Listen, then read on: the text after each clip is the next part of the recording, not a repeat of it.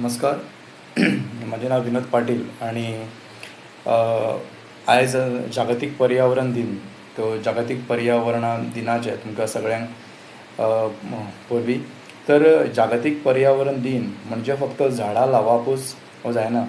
तर जागतीक पर्यावरण दिन म्हटल्यार आपल्या आजूबाजूचो परिसर, आपल्या आजूबाजूची वाठारां आसात ती क्लीन दवरपाक जाय. हो मेन इंटेंशन आसा. झाडां ही लावपाकूच जाय, ते करपाकूच जाय. तर हो व्हिडिओ काडपाचो मुख्य कारण म्हणजे आयज जेन्ना हांव हरमल बिचार गेल्लो, तो हरमल बिचार वयतना म्हाका एक असो इन्सिडंट घडलो की तो खूबच म्हाका हर्ट जालो. म्हाका लज्जा दिसली, लज्जास्पद अशें इन्सिडंट घडलो. तर तो इन्सिडंट कित्याक तुमी हो व्हिडिओ पयलो आसतलो. ह्या व्हिडिओन ते सगळो तो व्हिडिओ जो आसा तो सगळें कॅप्चर जाल्लें आसा. तर हांव जेन्ना थंय पावलो तर तेन्ना थंय जो शेक जे थंयसर जे आसलें ते रिमूव करताले. जे थंयसर पोल पुल्लेले ते सगळे पोल काडटाले आनी जे गार्बेज आसले पळय थंयसर ते गार्बेज तेंच्यांनी आमच्या दर्या सायडीर जे रेंव आसा सायडीक, ती किनाऱ्याक सायडीक ती रेंव काडून थंयसर वणको मारून ते सगळे गार्बेज, इवन प्लास्टीक बॉटल्स, प्लास्टीकचे जे पिशवी आसा नाल्यार आनी कितें रबर बी कितें ते सगळे भितर घालून तांकां उजो घातलेलो. आतां हे उजो घालप हे सारकें हांगासर घालपाक मेळना, ते इलिगल आसा. तर हांगासर उजो घातलो, त्या उज्यान सगळो धूर जो आसा थंयसर जे बिचार जे सगळे ट्युरिस्ट येयले ते सगळे ट्युरिस्टांक तो उजो तेंच्या नाकान वयतालो.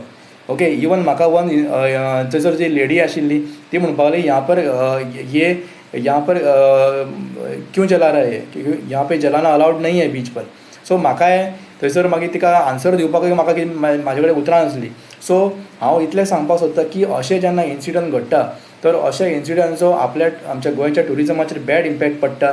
तुमकां खबर आसतलें हरमल बीच हो अख्ख्या ऑल ओवर द वर्ल्ड सामको फेमस आसा. हांगासर इंटरनॅशनल ट्युरिस्ट, इवन आमचे जे नॅशनल ट्युरिस्ट आसा, आमच्या भारताचे लोक आसा, इवन आमचे गोंयचे लोकल जे आसा ते हांगासर ह्या एप्रील मे आनी ह्या जून एंडिंगचो अशे लोक थोडे न्हांवपाक वयता बिचार. इवन सकाळचे लोक मॉर्निंग वॉकाक वयता, इवनिंग वॉकाक वयता. आनी अशें जेन्ना लोक जेन्ना सायडीक आपल्या सार्वजनीक ठिकाण जे हरमल जे आसा थंयसर जर तुमी उजो घालता तर ह्यो उज्यान जो धूर जाता त्या धुरांतले जे वायू निर्माण जाता, कार्बन डायऑक्सायड ना सल्फर डायऑक्सायड ना नायट्रोजन डायऑक्सायड, हे जे वायू निर्माण जाता ते वायू मनशा खातीर हे अत्यंत हानिकारक आसा. तेंच्या आरोग्याक हो धोको निर्माण जाता.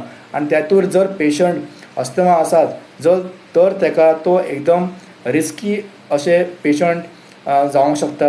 बिकॉज कितें आसा, अस्थमा जो पेशंट आसा तेका क्लीन हवा जाय आसता, तेका थंयसर स्वच्छ वारो जाय आसता.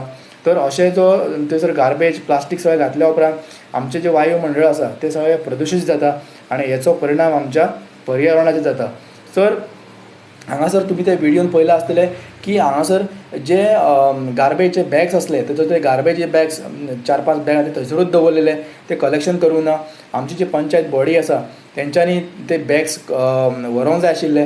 हांवें जेन्ना त्या मनशाक विचारलें जो कचरो आसा तो कित्याक व्हरता, तो म्हणपाक आमी सांगलें तांकां पूण पंचायतीची गाडी येवंक ना हांगासर, पंचायतीची जी गार्बेज करता ती गाडी येवंक ना. सो जेन्ना आमची गव्हर्मेंट पंचायत जी बॉडी आसा हरमलची जी तांकां NOC दिता थंयसर NOC सगळें मेन्शन केल्लें आसा की इतले गार्बेज आसा ते तुमकां गाडी सायडीक काडून दवरात आनी ते आमची गाडी येतली आनी व्हरतली.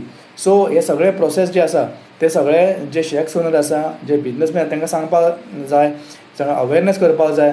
बिकॉज हेतून फक्त आमचे पंचायतूच न्हू, हेतून tourism department of Goa, pollution control board ही सगळी बॉडी हेतून इनवॉल्व आसपाक जाय. आनी जे इन्सिडंट घडटा फक्त हरमलान न्ही, जे गोंयचे बाकीचे जे दर्यो आसा तेतून घडटा ते हे इन्सिडंट घडोवंक जायना.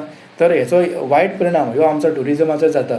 आनी जर ह्यो प्रदूशीत जी हवा आसा ती आमच्या लोकल्सांक, थंयसर जे बिजनसमॅन आसात नाल्यार आनीक कोण आसात तर हेंकां तेचो त्रास जाता. तर ह्यो जो उजो घालता तर हो उजो घालप सुद्दां कायदेशीर गुन्हो आसा. IPC सेक्शन 278 प्रमाणे जर कोणी व्यक्तीन जर असो कोणी उजो घातलो तर कायद्या प्रमाणे ताका 6 म्हयन्याची जेल जावंक शकता, नाहीतर 1000 पर्यंत दंडय जावंक शकता. अशें आमच्या भारतीय राज्यघटनेच्या कलमान IPC सेक्शन 278 बरयल्लें आसा. सो आमची फक्त आपल्या गोंय म्हटल्यार आमचो हरमल जो बीच आसा थंयसर फक्त दर्योच ना, थंयसर देवळां आसात, आमचे चर्ची आसात आनी बाकीचे जे आमचे हिस्टॉरिकल जे प्लेसी आसात आमची परशुराम भुमी आसा वयर, ती सगळी आमची जतन करपाक जाय. आजूबाजूचो परिसर जो आसा तो स्वच्छ दवरपाक जाय. थंयसर येता वयता लोक प्लास्टीक उडयता, सॉफ्ट ड्रिंकाचे बाटले आसतले, बियरीचे बॉटले थंयसर पडलेले आसता. इवन जेन्ना ते हांगासरचो गार्बेजचो वणको काडलेलो आसा थंयसर, तो वणको जेन्ना ते पुरतले आनी जेन्ना पावस जेन्ना पडल्या उपरांत जे उदीक सामकें दर्या वयर येता, ते तुमकां खबर आसलें की दर्याचो उदीक सगळें सकयल वयता आनी जे कितें भितून पुरलेलें आसा ते सगळें मागीर प्लास्टीक भायर येता. आनी तुमी जाणा आसतले की प्लास्टीक हे केन्ना नश्ट जायना, ते तशेंच उरता. कितलेक वर्सान वर्स तेंचे लायफ हे प्लास्टिकाचे आसता, सो ते नश्ट केन्नाच जायना. तर आमची सगळें पंचायत बॉडीन, आमच्या हरमलच्या पंचायत बॉडीन सगळ्यांक एक जे आमचे सगळ्यांक सांगपाक जाय की जे अशे इन्सिडंट जे उजो घालपाचे नाजाल्यार आनी कितें करतात ते जावंक जायना. तांकां एक अवेरनेस करपाक जाय, तांकां प्रत्येक ओनराक सांगपाक जाय. आनी मोस्ट इम्पॉर्टंट थिंग म्हटल्यार हरमलचो बीच आसा थंयसर जे उजो घातल्या उपरांत जे प्लास्टीक गार्बेज नाजाल्यार आनी कितें जो जे उरलेले शीत बी आनी कितें जे उरता थंयसर हॉटेल रेस्टॉरंटांचे, थंयसर जे आमचे गोरवां आसात नाजाल्यार आमचे बैल आसात नाजाल्यार आमचे सुणे आसात, ते सुणे कितें करतात, ते थंयसरले जे प्लास्टीकचे पिशवी आसात ते खातात.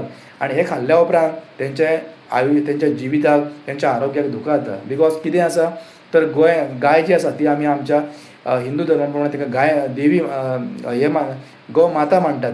सो तेंच्या खातीर तेंच्या जिविताक हांगासर धोको निर्माण जाता. तेची मागीर ते केन्ना अशें जाता की थोडे जी गायी आसता थंयसर मांडलेली आसता. सो हे प्रॉब्लम फुडें क्रिएट जाता. सो अशे हे इन्सिडंट खंयच्याच दर्या सायडीक जावं उपकारना. प्रत्येकाक दिसता, आमच्या हरमल गांवांतले प्रत्येक जो नागरीक आसा प्रत्येक ताका दिसता की आमचो हरमलचो बीच हो क्लीन आसपाक जायो, सुंदर आसपाक जायो, नितळ आसपाक जाय. आनी हरमलचो गांवच न्हू, गोंयचो प्रत्येक गांव, प्रत्येक राज्य, प्रत्येक शहर हे क्लीन आनी स्वच्छ आनी नितळ आसपाक जाय. सो प्रत्येकाची जबाबदारी आसता की हे जे इन्सिडंट घडटात ते इन्सिडंट कमी करपाचे. हेचेर आमचे गोवा ट्युरिजम डिपार्टमेंट, आमची पंचायत बॉडी आनी आमचे पोल्युशन कंट्रोल ऑफ गोंयचे आसा तेंचेर हेचेर स्ट्रिक्ट एक्शन घेवपाक जाय. आनी तेंचे दिलेले रुल्स आनी रेगुलेशन हे फॉलो करपाक जाय. आनी हेचेर अशें इन्सिडंट घडोवंक जायना हेची जबाबदारी घेवपाक जाय. सो ह्योच सांगपा खातीर हांवें हो व्हिडियो काडलो. थँक्यू.